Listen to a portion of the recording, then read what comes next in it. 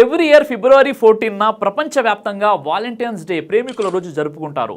ఇష్టపడిన వ్యక్తికి ఈ రోజే లవ్ ప్రపోజ్ చేస్తుంటారు. ఇంతకీ ప్రేమికుల రోజు ఎలా మొదలైంది? వాలంటైన్ ఎవరు? ఫిబ్రవరి 14నే ఎందుకు జరుపుకుంటారు? వాలంటైన్ పేరు ప్రేమికుల రోజుకు సినోనిమ్గా ఎందుకు మారిపోయింది? అసలు ఈ వాలంటైన్ ఎవరు? వాలంటైన్ ఎవరన్న దానిపై చాలా కథలు ప్రచారంలో ఉన్నాయి. ఎక్కువ మంది నమ్మేది ఏంటంటే సెయింట్ వాలంటైన్ ఒక క్రైస్తవ పాస్టర్ 3వ శతాబ్దంలో రోమ్ నగరంలో ఉండేవాడు. 3వ శతాబ్దంలో రోమ్ పట్టణాన్ని క్లాడియస్ II అనే చక్రవర్తి పరిపాలించేవాడు. ఆయన అంటే చాలా మందికి ఇష్టం ఉండేది కాదు. క్లాడియస్ తన రాజ్యం కొరకు పెద్ద సైన్యాన్ని తయారు చేయాలని అనుకున్నాడు. కానీ సైన్యంలో చేరితే తమ భార్యను పిల్లలను విడిచి వెళ్ళాలి కాబట్టి రాజ్యంలోని మగవారికి ఆ సైన్యంలో చేరటం ఇష్టం ఉండేది కాదు. ఇది క్లాడియస్ చక్రవర్తికి తెలిసింది. దానికి ఆయన ఒక వ్యతిరేకమైన ఆలోచన చేసి ఒక రూల్ పెట్టాడు.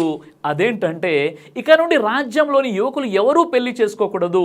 యువకులందరూ తప్పక సైన్యంలో చేరాలి.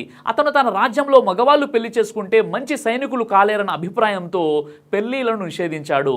ఈ రూల్ కూడా రాజ్యంలో ఎవరికి నచ్చలేదు. వాలంటైన్కు కూడా ఈ రూల్ నచ్చలేదు. ఈ వాలంటైన్ ఒక చర్చ్ పాస్టర్. అతను చేసే సేవలో అతనికి ఇష్టమైన సేవ పెళ్లి చేయటం ఒకటే. చక్రవర్తి ఆ రూల్ అమలు పరిచినప్పటికీ యువకులు పెళ్లి చేసుకోవడం మానలేదు. ఆ పెళ్లిలన్నీ రహస్యంగా వాలంటైన్ ద్వారానే జరిగేవి. ఒకరోజు రాత్రి రహస్యంగా ఒక పెళ్లి చేస్తుంటే సైనికులు వచ్చి వాలంటైన్ను బంధించి తీసుకుపోయి జైల్లో వేసి మరణశిక్ష విధించారు. అయినా వాలంటైన్ ఆ జైలులో సంతోషంగా గడిపేవాడు. అప్పుడు ఏం జరిగిందంటే ఎంతోమంది యువజంటలు యువకులు వాలంటైన్ను చూడడానికి పలకరించడానికి జైలుకు వస్తూ ఉండేవారు. ఆ విధంగా వారు వాలంటైన్ను జైల్లో కలుసుకోవడానికి వస్తూ పువ్వులు, పండ్లు, చాక్లెట్లు, కవితలు, బహుమానాలు ఇచ్చి వాలంటైన్ను ప్రశంసించేవారు. ఒకరోజు ఏం జరిగిందంటే జైలు అధికారి కుమార్తె అయిన ఆస్టీరియస్ కూడా వాలంటైన్ను పలకరించడానికి వచ్చింది. ఆమె అంధురాలు. అప్పుడు ఆమె తండ్రి ఆమె కొరకు దైవాన్ని ప్రార్థించమని కోరగా వాలంటైన్ ప్రార్థించాడు. ఆమె కొరకు ప్రార్థించిన తర్వాత దైవం ఆమెకు చూపు ఇచ్చాడని నమ్ముతారు.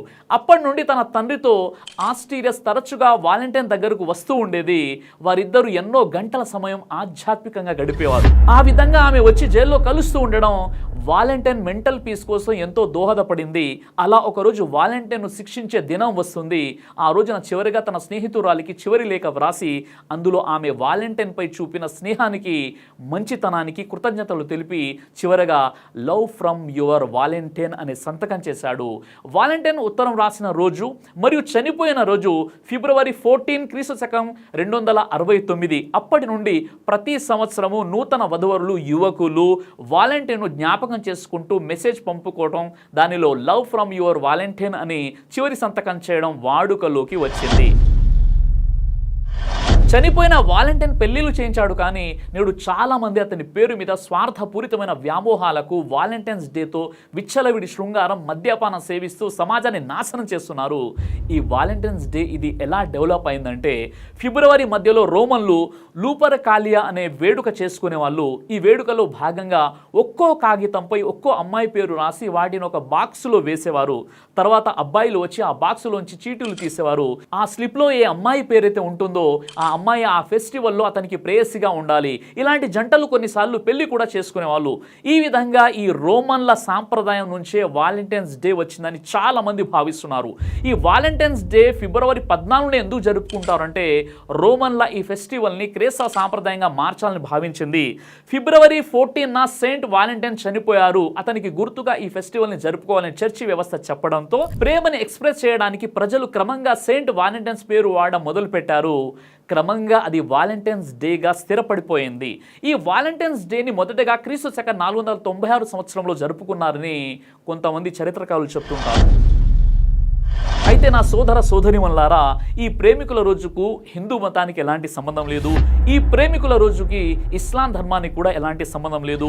ఈ ప్రేమికుల రోజుకి మరికొన్ని మతాలకు కూడా ఎలాంటి సంబంధము లేదు. ఇది ఒక పాశ్చాత్య విష సంస్కృతి తప్ప మన భారతదేశ సంస్కృతి ఎంత మాత్రం కూడా కాదు.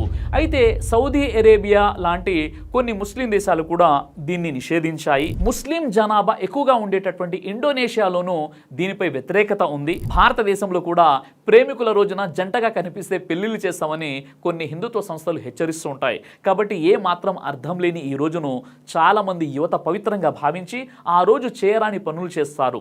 సినిమాలకు, ఓయో రూమ్లకు వెళ్ళి అశ్లీల పనులు చేస్తారు. తల్లిదండ్రుల కన్న కలలు బజారు పాలు చేస్తారు. మీకు మీ ఫీలింగ్స్పై కంట్రోల్ అవ్వకుంటే మంచి పద్ధతిలో పెళ్లిళ్ళు చేసుకోండి. అంతేగాని ఇలా పనికి మాలిన వాలెంటైన్స్ డే పేరుతో సమయం వృధా చేసుకోకండి. అందుకే ఇస్లాం వీటి గురించి ఏం చెప్తుందంటే, ఇస్లాంలో జినాను అంటే వ్యభిచారాన్ని నిషేధించడమే కాకుండా దానికి దారి తీసే అన్ని మార్గాలను కూడా మూసివేసింది. చెడును ప్రేరేపించే ప్రతి అడుగు మరియు మార్గాలను నిషేధించడమే కాక పురుషులు మరియు స్త్రీల మధ్య అక్రమ లైంగిక సంబంధాలకు తీవ్రమైనటువంటి శిక్షలు ఇస్లాంలో ఉన్నాయి. అల్లాహ్ ఖురాన్లో తెలియజేస్తున్నాడు. సూరే బనీ ఇస్రాయిల్ 17 ఆయత నంబర్ 32లో, మరియు మీరు వ్యభిచారం దరిదాపులకు కూడా పోకండి, అది నిశ్చయంగా అశ్లీలమైనది మరియు బహుచెడ్డ మార్గము. చూడండి సోదరులారా, ఒక విషయం చెప్తాను, దాన్ని జాగ్రత్తగా వినండి. మీరు ఇంటి నుండి బయలుదేరారు, ఒక పార్క్ కనిపించింది. అక్కడ యవ్వనంలో ఉన్నటువంటి ఒక అమ్మాయి మరియు ఒక అబ్బాయి, వారిద్దరు కూడా చాలా అశ్లీలంగా వ్యవహరిస్తున్నారు. ఇదంతా చూసి మీకు చాలా మనసు బాధ అనిపించింది. అదేంటండి, పబ్లిక్ ప్లేస్లో, పార్కులో ఎంతోమంది ఇక్కడ పిల్లలు కూడా ఉంటారు, పేరెంట్స్ కూడా ఉంటారు. మరి ఇక్కడ ఒక యువతి యువకుడు ఈ విధంగా విచ్చలవిడిగా అశ్లీల కార్యక్రమాలు చేయడం ఏంటి అనేటటువంటి ఒక బాధ మీకు కలిగింది. ఆ తర్వాత కాస్త దగ్గరికి వెళ్ళి నచ్చ చెప్పుదామని అక్కడికి వెళ్ళారు. వెళ్తే అక్కడ ఉన్నటువంటి యువతి మీ సోదరి లేదా మీ కూతురై కనిపించింది అనుకోండి, అప్పుడు మీ గుండె ఏ విధంగా పగిలిపోతుంది, ఎంత బాధ అనిపిస్తుందో ఒక్కసారి ఆలోచించండి. మరి ఈ బాధ ఏదైతే మన విషయంలో మనం భావిస్తున్నామో, ఆ సోదరిమని ఎవరైతే ఉన్నారో ఒకరికి చెల్లి, ఒకరికి కూతురు అవుతుంది కదా, మరి వారు కూడా, వారికి తెలిస్తే వారు కూడా అదేవిధంగా బాధపడతారు కదా. కాబట్టి స్త్రీలను గౌరవించాలంటే వారిని విచ్చలవిడిగా వదిలిపెట్టడం కాదు కదా. ఒక్కసారి మీరే ఆలోచించండి. కొంతమంది ప్రేమను పవిత్రమైందని చెప్తుంటారు. ఒకవేళ అదే వాస్తవం అయితే ఈరోజు వాలెంటైన్ డే పేరుతో, ప్రేమికుల రోజు పేరుతో పార్కుల్లో, రహస్య ప్రదేశాల్లో, ఓయో రూముల్లో కలుసుకొని ఆ తర్వాత ఒక రోజ్ ఫ్లవర్ ఇచ్చి అక్రమంగా, అనైతికంగా వివాహానికంటే ముందే శృంగారంలో పాల్గొనడం, ఇదా ప్రేమలో ఉన్న పవిత్రత? ఒక్కసారి మీరు ఆలోచించండి. నేను సోదరిమణులకు ఒక విషయం చెప్పాలనుకుంటున్నాను. ఆ విషయం ఏంటంటే, ఎవరైతే ప్రేమ పేరుతో మీ వెంటపడి మిమ్మల్ని వేధిస్తూ అనుక్షణం మీ చుట్టూ తిరుగుతూ నీకోసం నేను ప్రాణం కూడా ఇస్తానని పెద్ద పెద్ద మాటలు అంటున్నారో, ఆ వ్యక్తి ప్రేమలో ఒకవేళ సిన్సియారిటీ ఉన్నట్లయితే మీరు మీ పెద్దలకు చెప్పి, మీ పెద్దలతో మాట్లాడి, వాళ్ళ పెద్దలతో వాళ్ళు మాట్లాడి ఆ తర్వాత వివాహం చేసుకునేటువంటి ప్రయత్నం చేయండి. అలా వివాహం చేసుకోకుండా అతను నన్ను ప్రపోజ్ చేశాడు కాబట్టి నేను యాక్సెప్ట్ చేశాను, ఇప్పుడు మీ ఇద్దరం ప్రేమికులం, ఇక విచ్చలవిడిగా వివాహానికంటే ముందే శృంగారంలో పాల్గొంటామంటే మీరు ఒక్కసారి శారీరకంగా ఆ అబ్బాయికి లొంగిపోతే ఇక మీ పూర్తి జీవితాన్ని మీరు నాశనం చేసుకున్నట్లే. ఎప్పుడైతే మీరు మీ శీలాన్ని కోల్పోతారో అప్పుడు మీరు మీ సర్వస్వాన్ని కోల్పోతారో అన్న విషయాన్ని మీరు మర్చిపోకండి. కాబట్టి ఈ విష సంస్కృతి ప్రేమికుల రోజు వాలెంటైన్ డే అనేది మన భారతదేశ సంస్కృతి కాదు, ఇది విష సంస్కృతి. కాబట్టి నేను పేరెంట్స్ కూడా చెప్తున్నాను, ఈరోజు అంటే ఫిబ్రవరి 14th రోజు మీరు మీ పిల్లలపై నిఘా పెట్టండి. ఎందుకంటే వారు గనక ఈరోజు కొంతమంది ఎవరైతే వారి వెంట పోకిరి వెదలు ప్రేమిస్తున్నాను పడుతున్నారో వారి ప్రేమను యాక్సెప్ట్ చేసి ఆ ఫ్లవర్ తీసుకున్నారనుకోండి, ఆ తర్వాత ఇక ప్రేమ పేరుతో జరిగేటటువంటి అనైతిక కార్యకలాపాలు అంతా ఇంత కాదు. ఒక్కసారి శీలం కోల్పోతే సర్వాన్ని కోల్పోయినట్లే.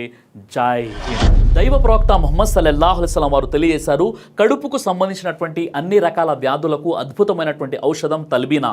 ఇది దైవ ప్రవక్త వారి సున్నత్, మంచి ఆహారం, ఇమ్యూనిటీ బూస్టర్, ఇందులో షిఫా ఉంది. ఇది మంచి ఔషధంగా కూడా పనిచేస్తుంది. కాబట్టి పిల్లలు అయినా పెద్దలు అయినా ఎవరైనా దీనిని ఉపయోగించవచ్చు. అలాగే ఖురాన్లో దైవం తెలియజేశాడు, తేనెలో మీకు స్వస్థత ఉంది అని. కాబట్టి స్వచ్ఛమైనటువంటి ఫారెస్ట్ హనీ కోసం మీరు సంప్రదించండి. అలాగే పురుషుల కోసం ప్రత్యేకంగా తయారు చేయబడినటువంటి షాహీ హల్వా, ఇది లైంగిక సమస్యలను దూరం చేసి శృంగార సామర్థ్యాన్ని పెంచుతుంది, మీ దాంపత్య జీవితంలో మంచి అనుభూతినిస్తుంది. ఇందులో ఎలాంటి సైడ్ ఎఫెక్ట్స్ లేవు. ఇది కంప్లీట్గా హెర్బల్ ప్రొడక్ట్స్తో తయారు చేయబడినటువంటిది. కాబట్టి స్క్రీన్పై కనిపిస్తున్నటువంటి ఈ నెంబర్స్కి కాల్ చేసి మీరు ఇప్పుడే ఈ ప్రొడక్ట్స్ని ఆర్డర్ చేసుకోవచ్చు. కొరియర్ ఫెసిలిటీ కూడా ఉంది. ఆలస్యం ఎందుకు, వెంటనే ఆర్డర్ చేయండి.